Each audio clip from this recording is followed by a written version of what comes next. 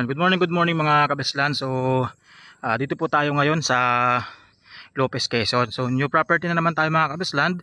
Ano po? So, itong property po natin, hindi po siya tabi ng kalsada. So, ang layo po niya is nasa 40 to 50 meters ano po sa Barangay Road, ano po. Yan. So, ito po yung Barangay Road niya mga kabeslan.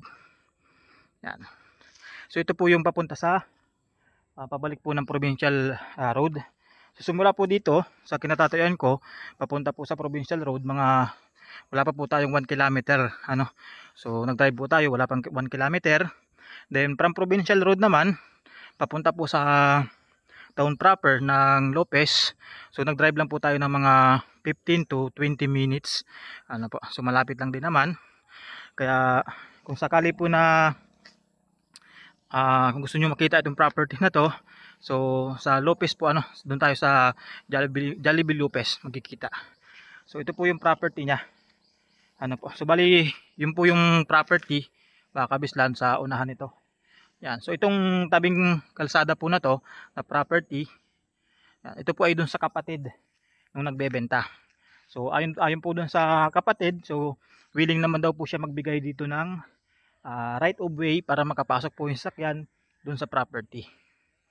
Yan. Pero ito po ay meron na po itong right of way talaga. Ito po siya oh.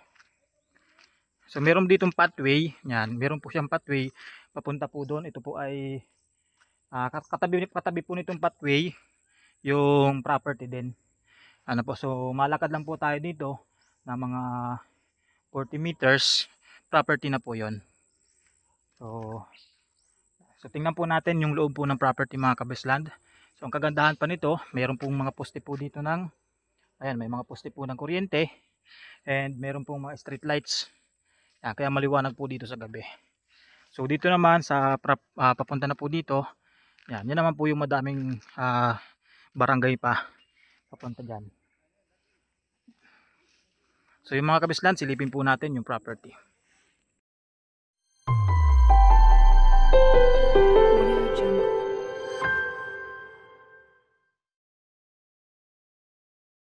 Dito po bali yung pinakadulo ng property.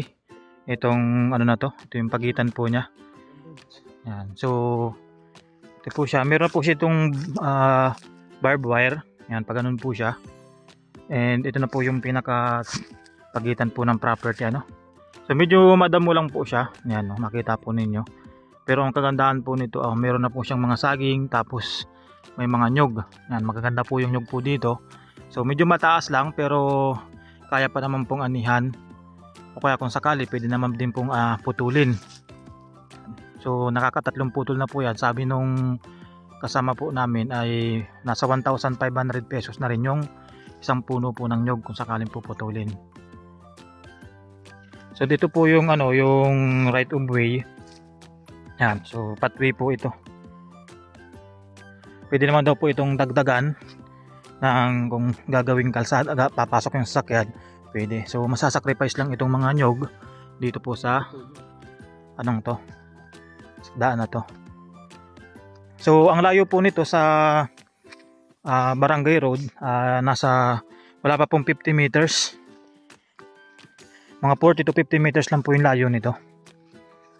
So tingnan po natin dito sa loob. So bali ito po yung loob na ng property. So dito po pantay na po siya. Ano po? Yan, makita po ninyo. Pantayan na po dito. So medyo masuka lang talaga. Madami siyang mga matataas na damo. Yan, pero ang ganda naman po nito kasi hindi naman siya yung damo lang talaga siya hindi siya yung mga kahoy-kahoy yung tumubuo dito. Kaya madali lang naman po itong linisan kung sakali. So ito po ay 3 hectares. So meron daw po estimated na nasa 500 na puno po ng nyog. More or less po 500 yan. And sa saging naman po is almost nasa 300 plus na puno po ng saging. So bali yung boundary po na yon, yung mga nakalinyang puno na yun na po yung boundary. Yan, nandun naman din po yung pathway. Dire-diretso po dun yung pathway. So ito po maganda ito mga kabislan ano, sa paghahayupan. Yan. Kasi syempre halos pantayan naman din po itong area na to. Tapos yung dun po sa una-unahan po nito, meron po dong ano, medyo palusong tapos may paahon po ano. So yun lang naman po yung medyo ano doon, medyo hindi magandang structure ng lupa. Pero kagandahan doon pag tinaniman po ng root crops, pwede naman po siya. Maganda pa din po siya. Kasi sa ganyang structure po ng lupa na may paahon, palusong, talagang ginagawa po talaga root crops yung tinatanim. Pwede pong pinya, yan. Ang ganda po dito, ano, may mga ano din po, may mga hardwoods din. Yan. So may mga bungang kahoy din po. May mga mahogany. Ito po siya, may mahogany.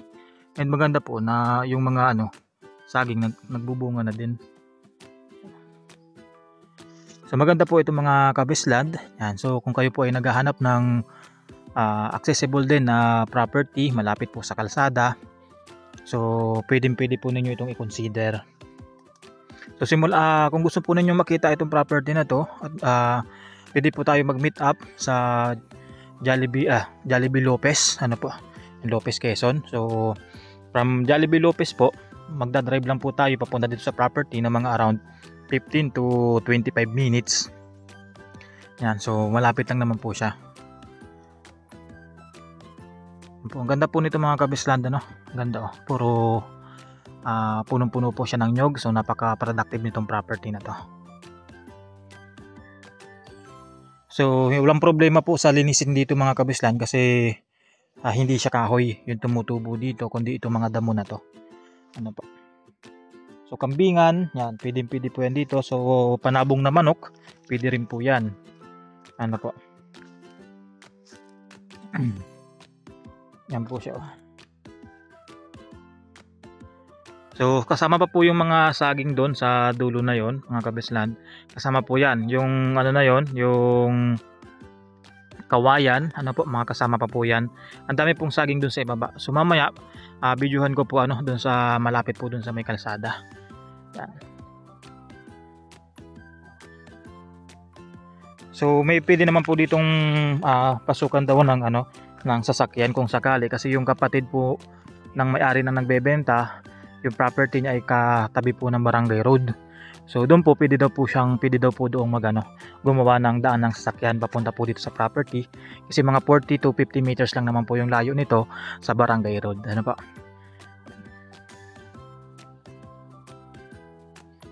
Yan, so papunta po tayo mga kabislan doon sa barangay road. Ano pa?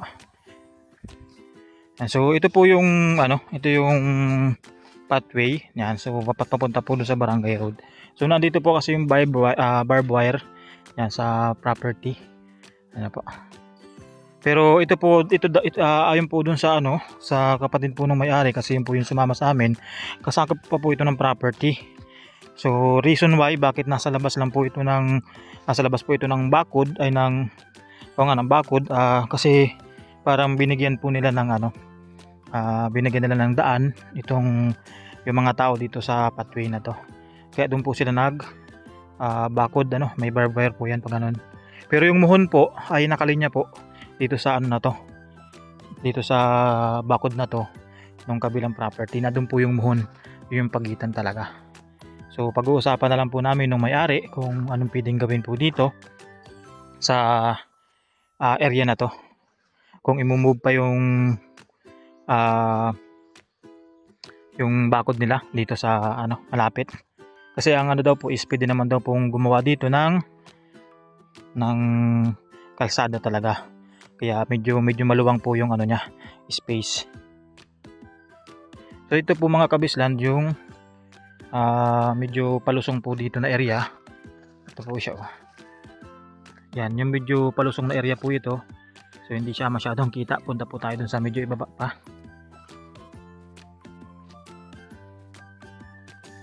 Andito lang po yung medyo palusong na area. Tingnan po natin.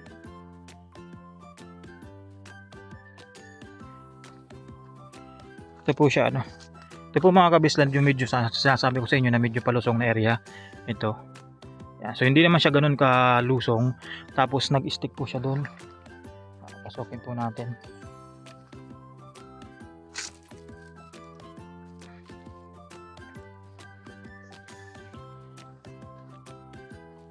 Yan po yung palusong na area mga kabislands. Yun yung kapantayan kanina na pinuntahan natin. So ito naman yung palusong. Yan, tapos pagdating po dito, ayan, may hili pa siya papaangat. So hindi naman siya ganoon kahili po mga kabislands, ano. Yan. So dito yung part na to, papunta dito sa pathway, yan yung medyo hili-hili na konti. So parang may ano doon, kawa-kawa yung itsura, ano po. So ito po mga ano naman yan, mga hardwoods po yan. May mga hardwoods, softwood, may mga nahaw na puno, may mga bungang kahoy din mga kabisland, ano. So ang ganda po nito, talagang napaka-productive po nitong property na to. So kung kayo po ay, kung gusto po ninyo makita itong property mga kabisland, so pwede po kayo magpa-schedule ng tripping. Message lang po kayo sa aking Viber, sa aking WhatsApp, sa aking mobile number. Call lang po kayo, tawag kayo, text kayo doon, and sa aking FB account. Yan. Pwede po kayo doon mag personal message. Yan. So sa mga viewers po natin hindi pa nakakapag-subscribe sa aking YouTube channel, yan, subscribe po sa ating channel, yan, Bislan PH, so para updated po kayo sa mga future videos po natin. Yan. Ang ganda po nito. So ito po yung bakod nila, yung barbed wire, ano. So dito po ay medyo mababa yung pagka niya. So from Metro Manila po mga kabislan, so drive lang po kayo ng mga 6 to 7 hours punta po dito sa property. Ayan. So malapit lang naman po yun. O yan po yung medyo palusong dito. Yan po yung medyo palusong dyan. Tapos karamihan na po nyan, halos slightly slope na lang. So hanggang magpantay po.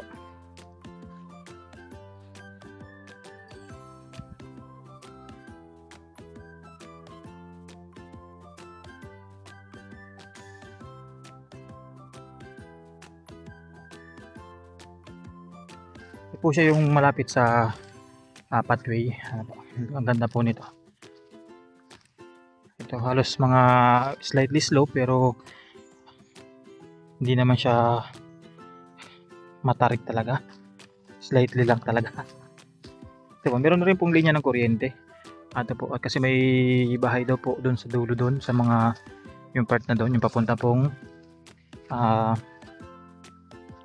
yung pathway, yung dulo ng pathway.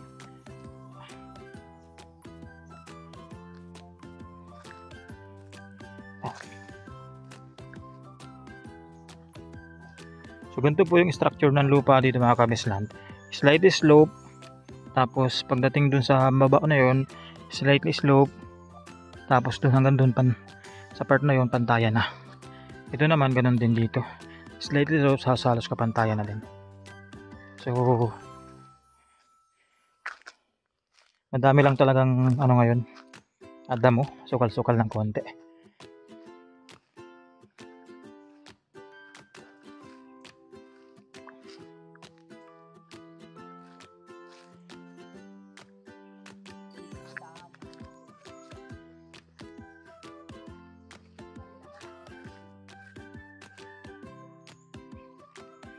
Yan, so ito po, mayroong mga dito mga kabisland. Ito yung pinaka dulo po nung niya, pagka slope. Sapa po ito. Ito po yung dulo ng sapa. Yan. Ito siya. So hindi naman na siya, wala na halos, pag maulan po, yan, nagkakatubig na po dito.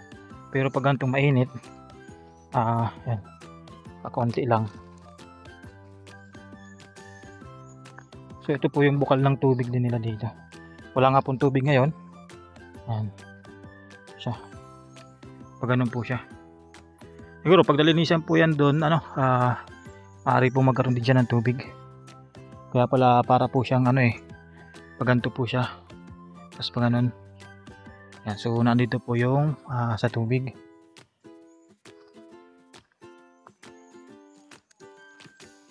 So pag ganun po yung property, po, 3 hectares, malaki din po ito mga kabisland.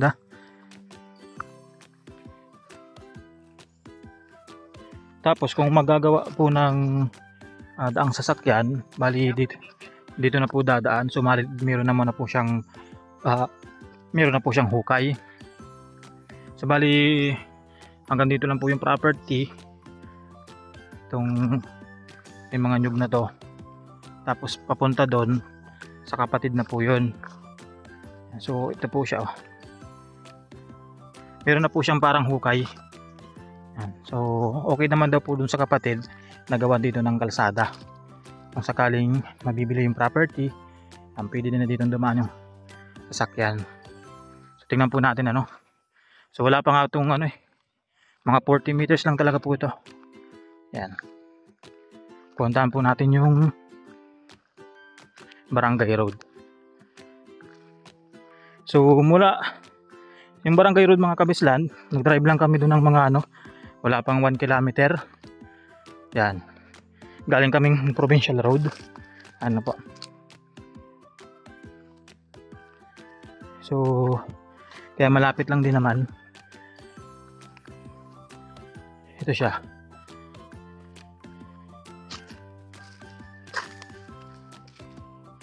Yan. Dito po pwedeng ipasok yung sasakyan kung sakali.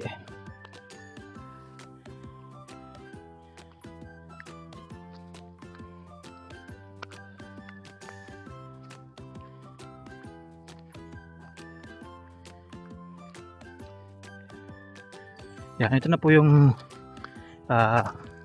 Barangay Road. Yan. Ito na po yung Barangay Road mga kapisland. Ito po siya. Yan. So ito po ay lupa So ongoing kasi yung construction din dito ng kalsada. Yan.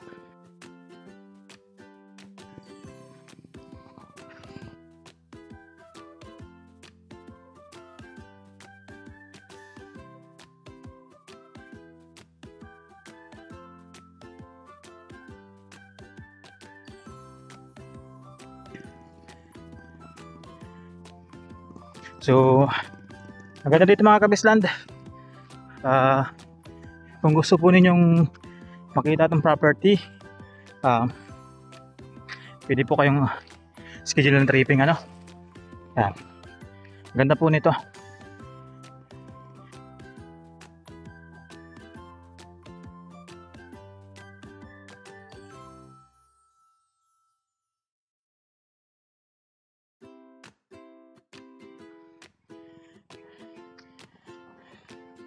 So hanggang dito na lang tayo mga kabisland.